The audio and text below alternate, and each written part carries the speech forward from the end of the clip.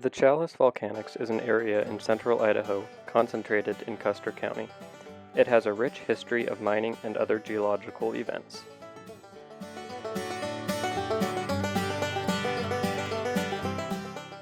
The Challis volcanic group includes scattered intrusive plutons, intermediate to mafic volcanic rocks, and silicic volcanic rocks.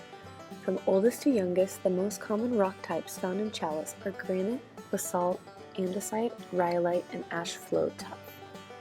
Granite is an intrusive igneous rock with a felsic composition and phaneritic texture, which formed in the first igneous activity phase around 52 million years ago, about 3 to 4 miles below the surface. The most common rock type in the Challis volcanic region is basalt. It is an igneous rock, mafic in composition, aphanitic in texture, and extrusive in origin. Next is andesite, which is an igneous rock, extrusive in origin, intermediate in composition, and aphanitic in texture.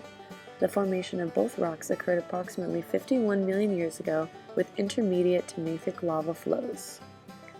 Rhyolite, which is an igneous rock, extrusive in origin, felsic in composition, and aphanitic in texture, as well as ash flow tuff with a porphyritic texture, both formed from explosive rhyolite volcanism about 49 to 45 million years ago.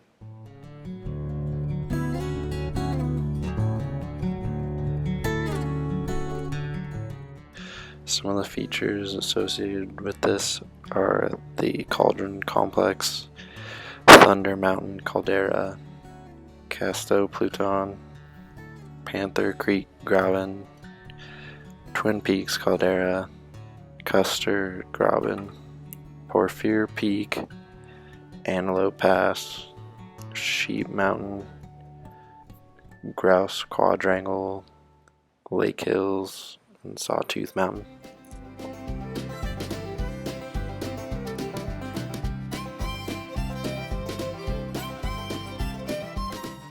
The Challis Volcanics were largely formed by the Challis magmatic episode during the Eocene period between 52 and 39 million years ago. This area is a part of a larger volcanic history and is the largest volcanic field within the Eocene belt at about 25,000 square kilometers.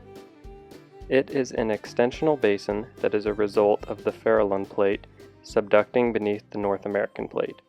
As a result, this area also houses many normal faults. The volcanic activity in this area formed from both a slow, intrusive granite and volcanic eruptions.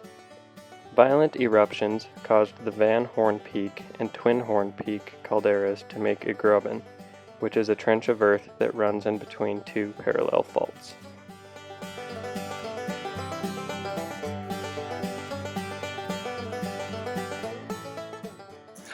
The Salmon River cuts through the middle of the Challis Volcanics area, and it is one of the largest rivers in the continental United States without a single dam on its main stream.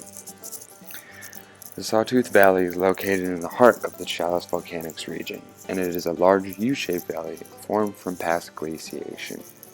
It contains several large lakes, including Redfish, Alturas, and Stanley Lakes. The presence of Paternoster Lakes is another example of evidence of past glaciation. Paternoster Lakes get their name because they are a series of glacial lakes all connected by a singular braided stream, and the name is derived from the Latin words for Our Father due to their resemblance to rosary or prayer beads.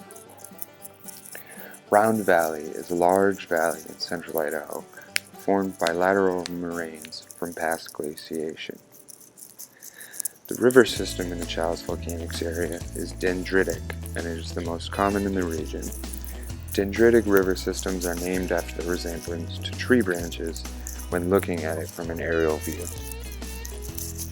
There are also many glacial horns in the region, like the mountain peak El Capitan. Horns are formed when 3 or more glaciers erode a sharp pyramid-shaped peak.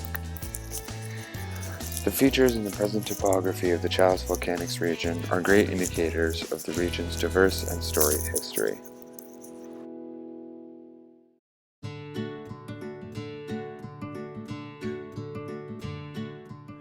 Approximately half the land around the Challis volcanic section is forested, and a major land use is for timber harvest, livestock grazing, and recreation.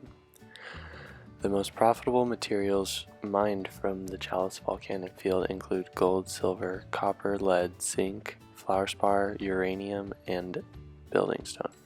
However, the most pertinent materials mined are gold and silver.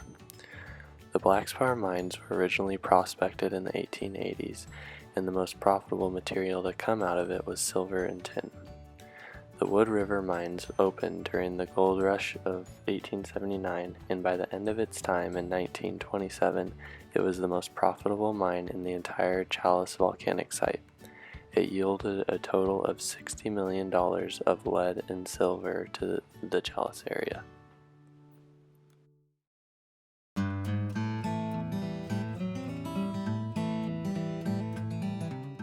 And finally, you should visit the Chalice Volcanics area because of its rich mining history, gorgeous landscapes, and endless recreational activities.